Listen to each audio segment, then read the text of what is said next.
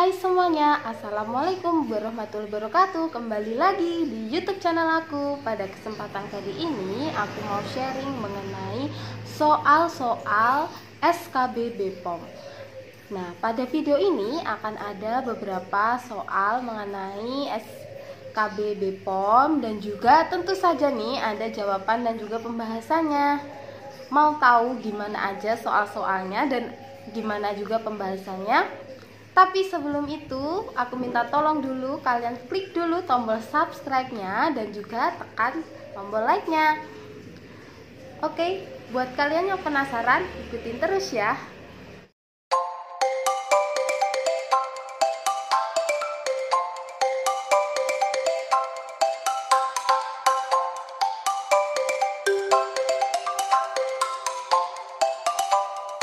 Ya, kita masuk ke latihan soal SKB BPOM-nya ya.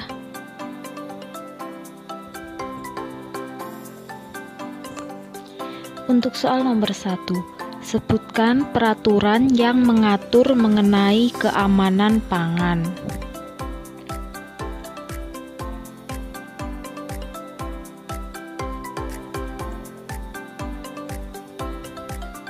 Nah, jawabannya adalah Peraturan Pemerintah Republik Indonesia Nomor 28 Tahun 2000 tentang keamanan, mutu, dan gizi pangan. Ini dia.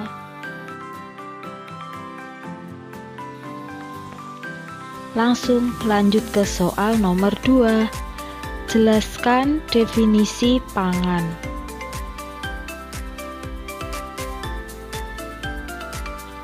Nah, ini dia jawabannya.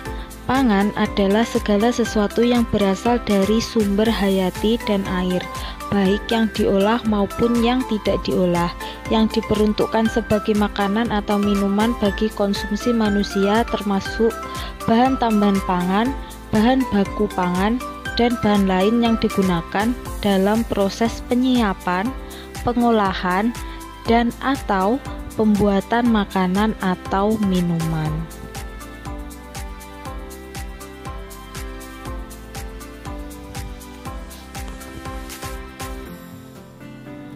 Lanjut ke soal nomor 3. Sebutkan dan jelaskan dua jenis pangan dilihat dari bentuknya. Dua jenis pangan dilihat dari bentuknya. Jawaban dari soal nomor 3 adalah berdasarkan bentuknya tadi ada pangan segar dan juga pangan olahan. Nah, pangan segar ini adalah pangan yang belum mengalami pengolahan, yang dapat dikonsumsi langsung dan atau dapat menjadi bahan baku pengolahan pangan. Sedangkan bentuk pangan yang kedua yaitu pangan olahan, yang definisinya adalah makanan atau minuman hasil proses dengan cara atau metode tertentu dengan atau tanpa bahan tambahan.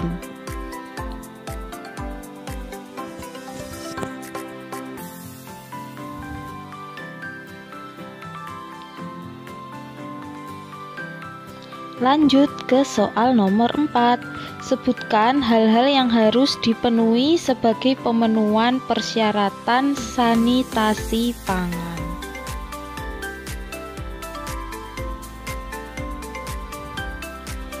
Nah, jawabannya adalah cara budidaya yang baik, cara produksi pangan segar yang baik, cara produksi pangan olahan yang baik, cara distribusi pangan yang baik, cara retail pangan yang baik, dan yang terakhir adalah cara produksi pangan siap saji yang baik.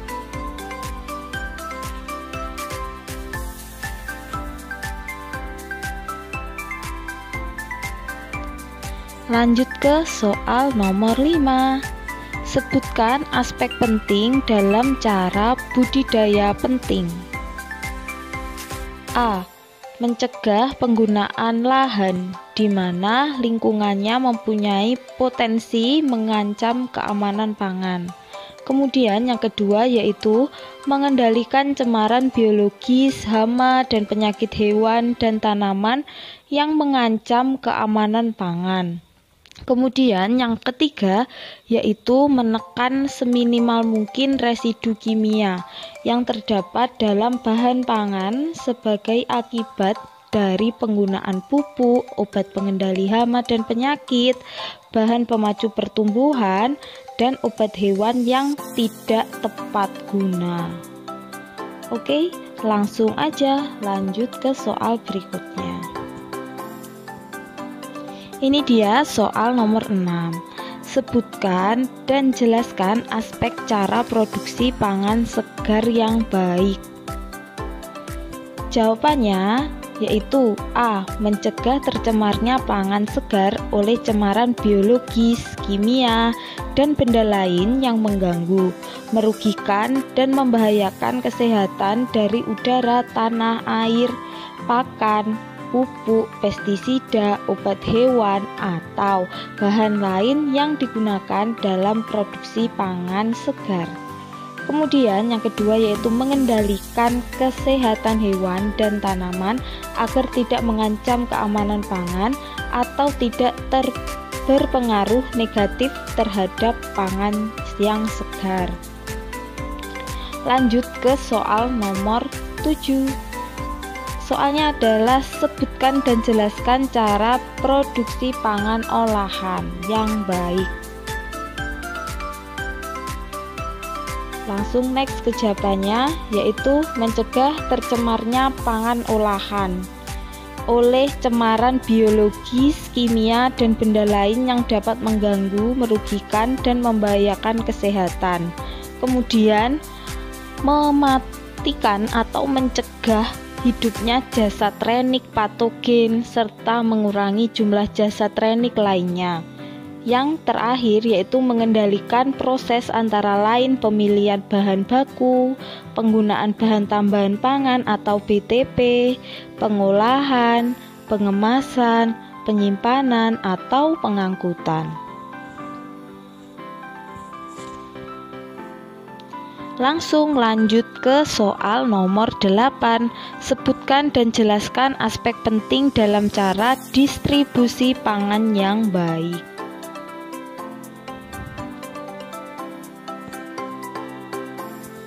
Nah, ini dia jawaban dari soal nomor 8 yaitu A. Melakukan cara bongkar muat pangan yang tidak menyebabkan kerusakan pada pangan. Kemudian yang kedua, mengendalikan kondisi lingkungan, distribusi, dan penyimpanan pangan khususnya yang berkaitan dengan suhu, kelembapan, dan tekanan udara. Kemudian yang ketiga yaitu mengendalikan sistem pencatatan yang menjamin penelusuran kembali pangan yang didistribusikan. Lanjut ke soal nomor 9. Sebutkan aspek penting pada penjualan retail pangan yang baik. Jawaban dari soal di atas atau soal nomor 9 yaitu A. Mengatur cara penempatan pangan dalam lemari gerai dan rak penyimpanan agar tidak terjadi pencemaran silang. Yang B. Mengendalikan stok penerimaan dan penjualan. Yang C. Mengatur rotasi stok pangan sesuai dengan masa kedaluarsanya. Yang D. Mengendalikan kondisi lingkungan penyimpanan pangan khususnya yang berkaitan dengan suhu, kelembapan, dan juga tekanan udara.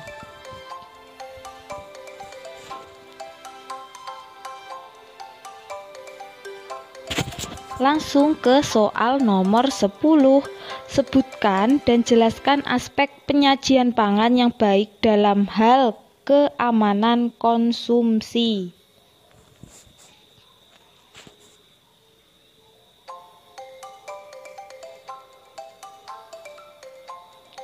Nah, jawabannya A. Mencegah tercemarnya pangan siap saji oleh cemaran biologis, kimia, dan benda lain yang mengganggu, merugikan, dan membahayakan kesehatan.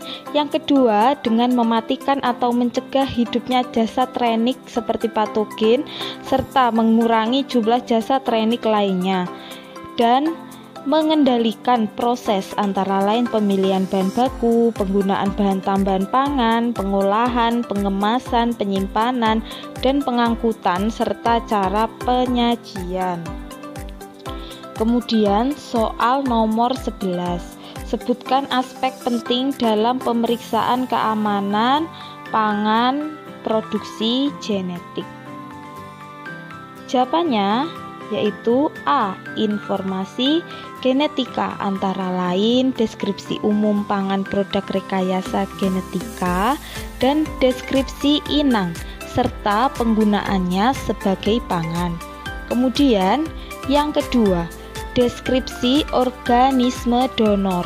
Yang ketiga, deskripsi modifikasi genetika. Yang keempat, karakterisasi modifikasi genetika. Dan yang terakhir, informasi keamanan pangan, antara lain kesepadanan substansial, perubahan nilai gizi, alergenitas, dan toksisitas. Lanjut ke soal nomor 12. Sebutkan indikator bahan pangan tercemar atau dilarang beredar.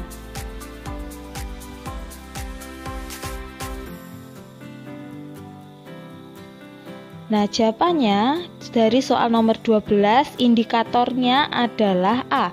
Pangan yang mengandung bahan beracun, berbahaya, atau yang dapat merugikan atau membahayakan kesehatan atau jiwa manusia.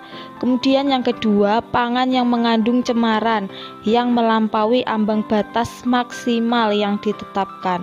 Kemudian yang ketiga, pangan yang mengandung bahan yang dilarang digunakan dalam kegiatan atau proses produksi pangan. Yang keempat, pangan yang mengandung bahan yang kotor, busuk, tengik, terurai, atau mengandung bahan nabati atau hewani yang berpenyakit atau berasal dari bangkai sehingga menjadikan pangan tidak layak untuk dikonsumsi manusia. Dan yang terakhir yaitu pangan yang sudah kedaluarsa. Lanjut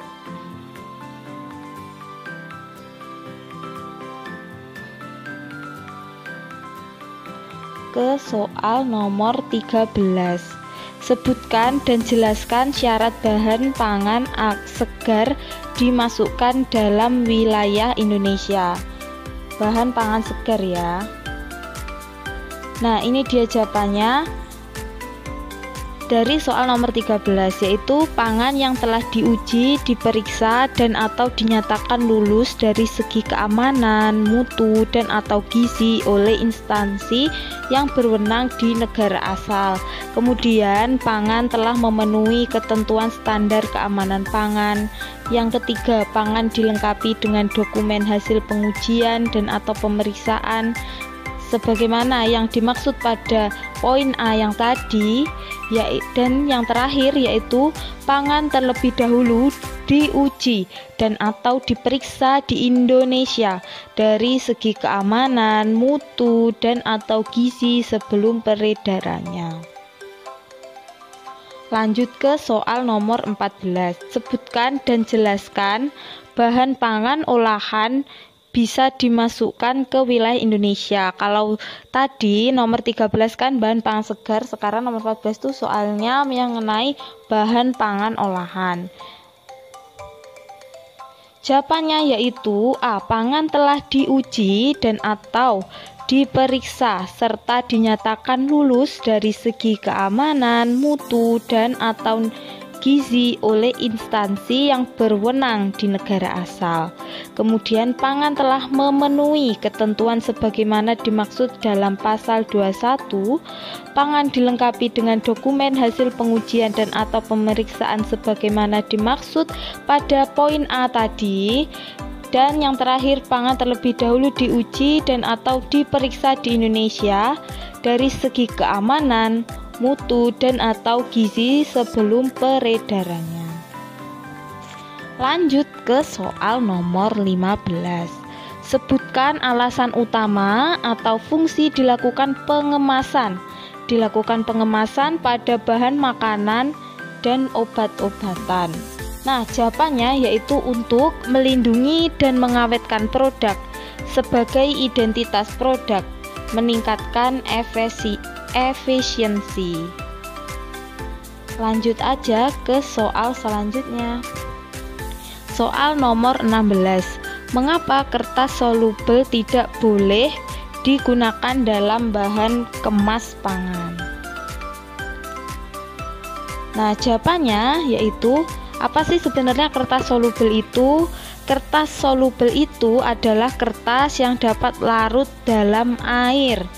Nah, kenapa tidak boleh digunakan? Karena menurut FDA atau Food and Drug Administration (FDA), kertas ini tidak boleh digunakan sebagai bahan kemas karena sifatnya tadi yaitu yang mudah larut di dalam air. Lanjut aja ke soal nomor 17. Kertas yang digunakan untuk mengemas bahan pangan seperti mentega, margarin, daging, dan kopi adalah, jawabannya adalah kertas perkamen. Nah, kertas perkamen ini digunakan untuk mengemas bahan pangan seperti mentega, margarin, biskuit yang berkadar lemak tinggi. Ini ya, berkadar lemak tinggi.